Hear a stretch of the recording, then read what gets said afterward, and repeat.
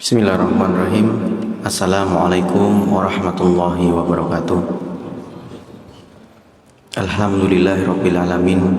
Wabihi nasta'inu ala umuri dunya waddin. Wassalatu wassalamu ala asrafil anbiya'i wal mursalin wa ala alihi wa sahbihi ajmain. Subhanaka la ilma lana illa ma'allamtana innaka antal alimul hakim. Bapak Ibu jamaah salat subuh rahimakumullah. Alhamdulillah, marilah kita bersyukur kepada Allah Subhanahu wa taala yang mana pagi hari ini kita diberikan kenikmatan, baik nikmat iman, nikmat Islam, nikmat sempat, nikmat sehat, sehingga kita bisa rawuh di Masjid Walidah Dahlan yang insya Allah diberkahi Allah ini. Mudah-mudahan apa yang kita lakukan memperoleh ridho dari Allah Subhanahu wa taala. Amin ya rabbal alamin. Salawat serta salam kita aturkan pada junjungan kita Nabi Agung Nabi Muhammad Sallallahu Alaihi Wasallam, kepada keluarganya, kepada para sahabatnya, kepada para pengikutnya, dan mudah-mudahan kita besok nanti akan memperoleh syafaat di yaumil akhir nanti. Allahumma amin. Bapak Ibu yang dirahmati Allah, melanjutkan seri fikih sholat. Beberapa pertemuan yang lalu sudah kami sampaikan bahwa sholat adalah amalan ibadah pertama yang akan dihisab oleh Allah. Jadi kalau sholatnya baik, insya Allah amalan-amalan lainnya juga akan baik. Awwalu ma yuhasabu bihil abdu yaumal qiyamah as-sholat, fa in soluhat soluhat sairu amalihi, wa in fasadat fasadat sairu amalihi. Kemudian juga salah satu wasiat Nabi Muhammad SAW sebelum beliau meninggalkan dunia ini, beliau berwasiat bahwa kita disuruh, kita diperintah untuk menjaga sholat kita. Nabi mengatakan as-sholah as-sholah wa ma malakat aimanukum, tolong jaga sholat, tolong jaga sholat.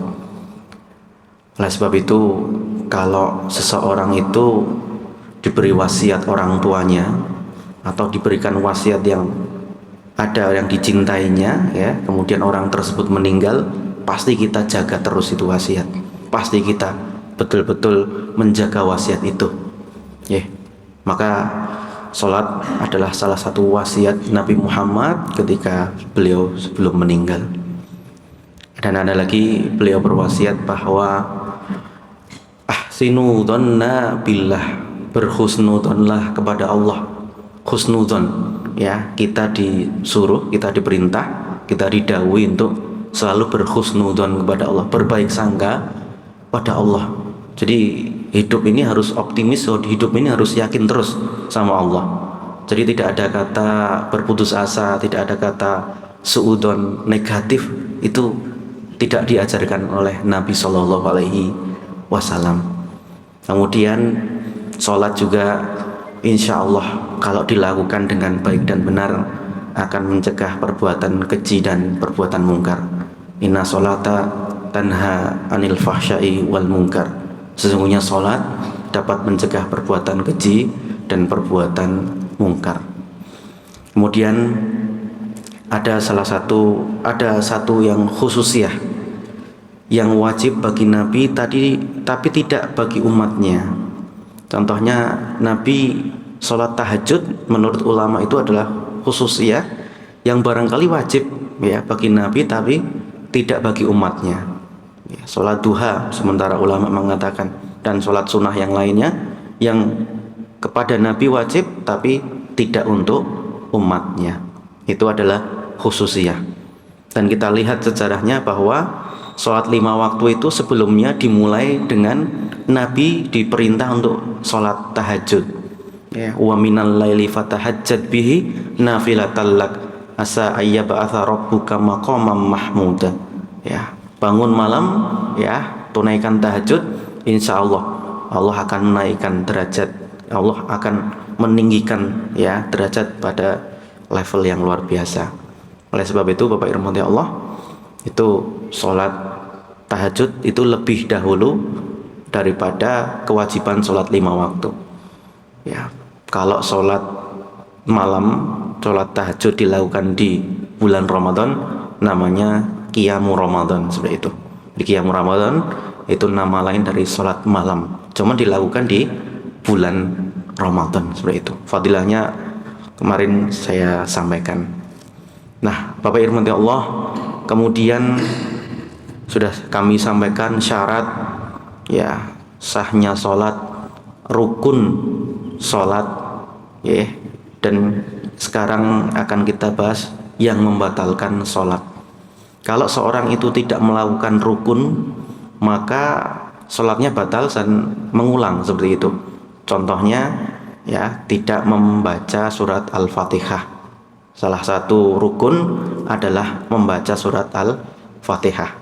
Sama seperti ibadah lain, seperti ibadah haji, kalau tidak melakukan wukuf di Arafah, maka hajinya bisa tidak sah ya. Artinya ngulang lagi tahun depan, seperti itu. Kalau orang itu sakit, diantar pakai ambulan. Nah, sekarang yang membatalkan sholat itu yang pertama adalah ya, berbicara di luar bacaan sholat ya. Nabi mengatakan kalau orang sholat itu tidak ada yang lain ya, tidak ada yang harus dibaca ya, kecuali tasbih, takbir, dan ayat Al-Quran, seperti itu. Maka berbicara di luar bacaan sholat itu membatalkan sholat, seperti itu.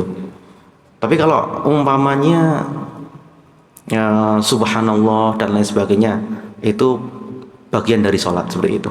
Artinya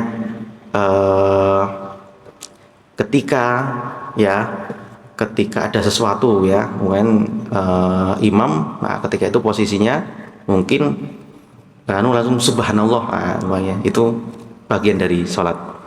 Kemudian yang membatalkan sholat gerakan terus menerus. Imam Abu Hanifah mengatakan 3 kali gerakan berturut-turut itu membatalkan sholat. Tapi para ulama mengatakan ya, kalau gerakan terlalu banyak, yang pertama itu tidak dibutuhkan gerakan itu ya, gerakan di luar sholat, umpamanya menggaruk-garuk ya, menggaruk-garuk itu kalau dilakukan terus menerus, dilakukan secara banyak dan tidak ada kebutuhan tentang itu, maka bisa membatalkan sholat ya. Kemudian yang ketiga adalah berhadas ya, berhadas.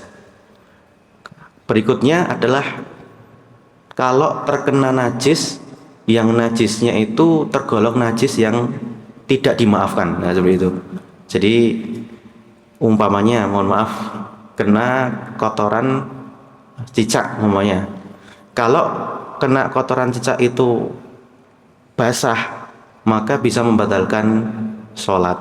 Tapi kalau itu kering dan langsung kita sapu, ulama mengatakan itu tidak batal, seperti itu. Jadi terkena najis yang najis tergolong najis yang tidak dimaafkan. Artinya najisnya itu tahu gitu. Tapi kalau najis itu bisa dihilangkan, langsung kita hilangkan. Berikutnya yaitu terbukanya aurat. Barangkali kena angin, kalau dulu di zaman Nabi mungkin belum seperti ruangan seperti ini, karena kita tahu bahwa lantainya pun masih pasir dan lain sebagainya. Makanya dulu sholat itu pakai sendal gitu. Nabi mengatakan shollu ala ni'alikum, sholatlah jangan copot sendal, karena dulu belum lantai seperti sekarang. Maka kalau sekarang kita praktekkan ya mungkin berbeda, seperti itu ya. Nah, yang berikutnya yang membatalkan sholat adalah mendahului imam dalam gerakannya. Jadi kalau umpamanya kita sengaja mendahului imam, maka otomatis kita batal sholatnya. Tapi kalau memang tidak sengaja, artinya ini sudah belum ya, seperti itu. Sudah bangkit dari sujud atau belum? Sudah bangkit dari sujud atau belum? Atau sudah bangkit dari ruku atau belum?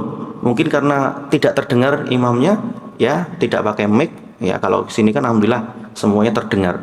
Tapi kalau di dusun-dusun, di desa-desa, ada yang imamnya sampun sepuh tidak terdengar, nah itu perlu ada yang mengeraskan ya. Kalau di Masjid Nabawi, di Masjidil Haram itu ada yang sampai mengeraskan ya, supaya tidak mendahului imam ya. Kadang double itu ya Bapak Ibu. Nah, Yang berikutnya yaitu meninggalkan salah satu rukun sholat, artinya tidak membaca Al-Fatihah, itu juga bisa batal sholatnya. Saya sampaikan tadi bahwa Al-Fatihah itu rukun.